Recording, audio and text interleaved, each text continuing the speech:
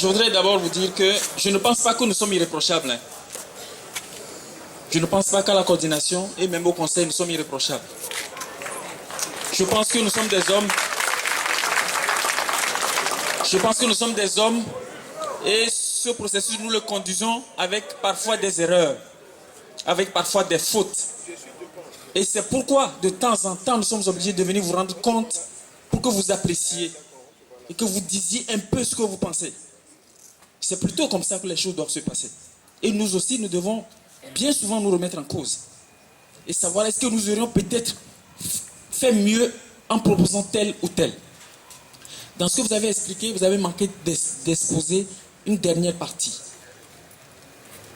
Pourquoi nous sommes allés proposer? Parce qu'ils nous disent que depuis janvier, nous avons dit 100% et nous ne bougeons pas des 100%. Ce qui n'est pas vrai. Parce que pendant que nous discutions, nous avons fait des propositions.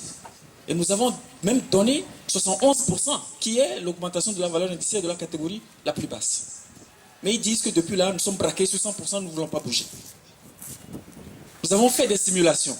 Et nous nous sommes dit, on paye 50% de valeur indiciaire, la catégorie D ne va pas retrouver ses 20 000, mais on leur paye une indemnité compensatrice pour qu'ils puissent retrouver leurs 20 000.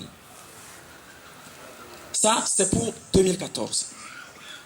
2015, nous leur demandons de revenir à la grille redressée sur 28 000. Puisqu'ils disent que ça donne un chiffre de 12 milliards, je crois, sur le budget. 5. Non, ça c'est sur 28 000. Sur 28 000, ça fait la moitié, ça fait 12,5 milliards. 2015. 2016, on ajoute 25% sur la valeur indiciaire. Ça va faire 75 à compter de 2014. 2017, il y a continuité dans les affaires de l'État. Quel que soit le gouvernement qui est aux affaires, il y a continuité dans les affaires de l'État. C'est ce que je voulais vous faire comprendre. 2017, on redresse la grille sur les 35 000. Ça nous fait au total le point numéro 2 aujourd'hui sur la plateforme. Donc, en réalité, ces propositions sont échelonnées sur 4 ans. Et 2018, les 100% de valeur indiciaire sont obtenus. C'est ce que nous avons proposé, en toute réalité. Ça a échappé un peu, camarade, salut. Ça a échappé un peu à notre coordinatrice. Je le conçois parce qu'elle est fatiguée. Bon, elle est fatiguée. Elle est fatiguée, oui. C'est en réalité... Je me suis tué parce que c'est un tiers vaut mieux de tu l'auras. 2014, c'est demain. Les 2015, on ne sait pas. On ne sait pas, mais ça va être un accord écrit qui va engager les deux parties. Si nous, on n'est pas là, ceux qui seront derrière nous, ceux qui viendront après nous, vont le revendiquer pour la cause des travailleurs. Voilà. C'est ce que moi je pense. Ça, c'est ce qui concerne les propositions que nous avons faites. Je ne pense pas que nous sommes infaillibles. Nous sommes allés négocier avec des forces et des faiblesses. Nous avons certainement fait des erreurs. Mais faisons en sorte que ce que nous poursuivons, c'est-à-dire que nous puissions mieux vivre de nos salaires, que nous puissions l'obtenir en fin de compte. Je crois que c'est le plus important. Maintenant, moi je voulais d'abord vous remercier parce que nous n'avons pas du tout parlé de ça, du concert du vendredi dernier. Je pense que nous avons pu collecter 200 000, 212, 217 000, 208 000 que nous allons remettre à main propre aux familles des 2 enfants. Je voudrais d'abord vous remercier, vous les travailleurs, ensuite les étudiants, les élèves, particulièrement les hommes des médias qui nous ont accompagnés dans ce processus-là. Nous ne les remercions pas assez, chers camarades. Merci pour ce que vous faites. Merci pour l'accompagnement que... Merci pour l'accompagnement. Merci pour l'accompagnement que vous faites à la synergie. Sans vous, nous ne savons pas ce que nous serions parce que nous n'arrivons même pas à relayer nos informations et nous en avons parlé tout à l'heure. Je voudrais remercier Eric MC parce que c'est sur son initiative, sa proposition que ce concert a été fait. Eric MC et le groupe Peace Forever et le reste des artistes, musiciens qui a pu donner des prestations le vendredi dernier. Que ce que nous disons ici puisse être relayé dans leur oreille, leur dit merci pour cette mobilisation. Merci spécial pour le père Afognon qui nous a édifiés avec le message qu'il a délivré le vendredi dernier. Il ne faut pas que cela s'arrête là. Il faut que les consciences s'éveillent. Les 2 enfants ne doivent pas être oubliés de sitôt. C'est le message essentiel qu'il faut retenir. Pour qu'il ne soit pas oublié de sitôt, il faut que nous continuions toujours de faire des choses pour que nous puissions nous rappeler d'eux. Pour qu'un jour, justice soit rendue à ces deux enfants. Pour la suite, la coordinatrice a dit que le comité qui s'est chargé de préparer la tournée a recueilli les propositions des camarades. Il faut d'abord dire que les travailleurs à la base ont rejeté massivement les propositions faites par le gouvernement. C'est le premier constat de cette tournée. Toutes les propositions ont été rejetées. Ça veut dire que quelque part, si nous disons autour de la table que les propositions que le gouvernement fait ne sont pas bonnes, nous sommes en phase avec nos camarades à la base. Deuxièmement, ça nous a permis aussi de savoir que les gens sont toujours mobilisés. Et que majoritairement, les gens demandent qu'on n'observe pas de trêve. Mais, voici la situation, le cliché actuel. Demain, la campagne électorale officiellement s'ouvre. Pour une durée de 14 jours. Pendant cette période, je pense que nous devons réfléchir. On nous confond déjà au CST. On nous confond déjà à d'autres coalitions, arc-en-ciel, je ne sais pas. Mais l'essentiel, c'est que nous soyons ce que nous sommes. Ce n'est pas parce que les gens pensent que nous sommes des chiens que nous sommes forcément des chiens. Les gens sont libres de penser ce qu'ils veulent. Mais il n'y a pas de loi, c'est vrai, dans notre pays qui interdit formellement les activités syndicales pendant les périodes électorales, mais nous sommes dans un pays qui est particulier. Nous sommes dans un pays qui est particulier.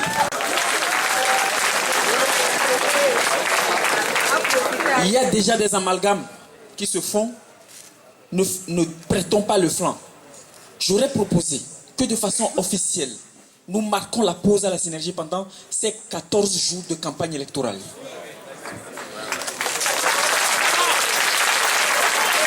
Nous marquons la pause. Nous attendons, nous laissons les politiciens aller sur le terrain. Parce que si nous voulons continuer nos activités, nous allons davantage être divisés. Parce que les uns vont rejoindre leur bord politique, les autres vont rejoindre leurs intérêts individuels et alors nous aurons perdu tout à la synergie.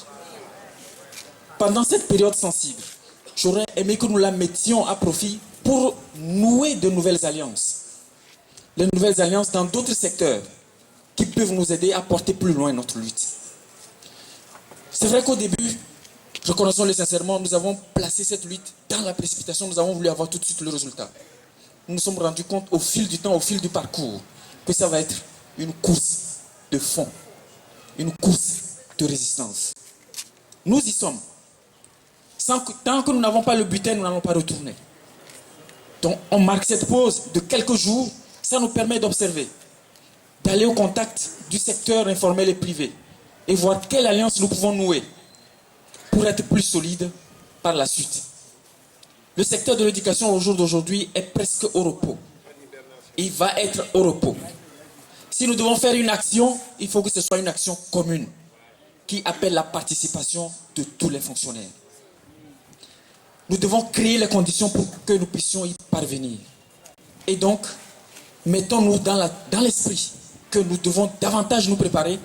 Nous aurions même aimé aller dans les préfectures parce que c'est des messages bizarres qui ont été délivrés sur nous, sur nos collègues du conseil, sur la camarade Nadou, sur moi-même, sur d'autres collègues de la coordination, Cholignanou, Aketa et Soya. C'est plein de messages qui sont par-ci. Des messages tenus par les plus hautes autorités de notre pays. Il faut qu'on ait la carapace pour encaisser. C'est ça la vie. Il faut avoir la carapace nécessaire pour encaisser. Et dans ça, il faut réfléchir et puiser ce qu'on peut retenir de bon pour aller de l'avant. J'ai retenu un message aujourd'hui que les travailleurs ne veulent pas que la valeur indiciaire qu'on va leur appliquer soit en dessous de 50%. Ce message, il doit être clair pour nous tous, et dans la coordination, et dans le conseil. Le jour où nous ne serons pas capables de défendre cela, moi je déposerai les armes et je rejoindrai mon secteur. J'ai l'habitude de dire que ou on est syndicaliste ou on ne l'est pas. C'est deux possibilités. Et quand on est syndicaliste, on défend le droit des travailleurs. Dans la plus grande transparence possible. Et je voudrais vous inviter enfin à continuer par faire confiance à cette coordination. Je le répète, je ne pense pas que nous sommes infaillibles. Je pense que nous avons par moments fait des erreurs. Et alors il faut que vous nous interpelliez. L'Assemblée générale est souveraine. Si vous dites que vous ne voulez pas qu'on vous paye une valeur indiciaire en dessous de 50%, nous allons prendre notre bâton de pèlerin, nous retournons vers le gouvernement, nous lui dirons, voilà ce que les travailleurs disent, mobiliser les recettes. Nous avons trouvé les instruments sur lesquels il faut agir, les leviers sur lesquels il faut agir pour que les fonds rentrent dans les caisses de l'État. Il faut les activer pour que vous puissiez satisfaire les travailleurs. Gouverner, c'est faire des choix. Je me rappelle, en Tunisie, en 2010, avant que le président Ben Ali ne quitte le pouvoir, une semaine auparavant, il a eu le satisfecit du Fonds monétaire international et de la Banque mondiale. Ces institutions lui ont dit que sa façon de gouverner était bonne, qu'elles allaient l'accompagner dans son processus de remise à niveau de l'économie tunisienne. 10 jours plus tard, il n'est plus président de la Tunisie. Je voudrais que cela serve de leçon à nos dirigeants, à nos responsables politiques. Quand on est aux affaires publiques, c'est pour répondre aux besoins de la population. Le chef de l'État actuel, la synergie ne demande pas qu'il parte. La synergie n'a jamais demandé cela. La synergie lui demande tout simplement de régler le problème des travailleurs. Quel que soit celui qui sera sur le fauteuil présidentiel, quelle que soit sa race, quelle que soit sa couleur, nous lui dirons de régler les problèmes des Togolais. S'il ne peut pas régler les problèmes des Togolais, il y fera face. C'est ce que je voulais laisser comme message. Gouverner, c'est faire des choix. C'est faire des choix parfois courageux. Même si je le conçois et je le comprends. C'est faire des choix économiques courageux. Parce qu'un pays dont la population ne va pas bien n'est pas un pays qui va bien. Quoi qu'on dise que la FAO a primé notre chef d'État, je veux bien comprendre cela. La famine continue par dévaster les travailleurs. La famine continue bien par dévaster les travailleurs. C'est une vérité. C'est une vérité irréfutable aujourd'hui. C'est une vérité irréfutable aujourd'hui. Les travailleurs veulent vivre mieux de leur travail, du fruit de leur travail. C'est pour cela que la synergie est née. Et donc, je vous en prie, je souhaiterais, ce n'est qu'une proposition que je viens de faire. Je n'ai débattu de cette proposition avec personne dans la coordination ni dans le conseil. Je souhaiterais que nous marquions une pause pendant les 15 jours qui viennent. Que nous laissions les politiciens aller jouer leur rôle. Que nous réfléchissions à de nouvelles alliances pour reprendre un nouvel élan pour la synergie dans les jours à venir. C'est ce que j'allais dire. Merci.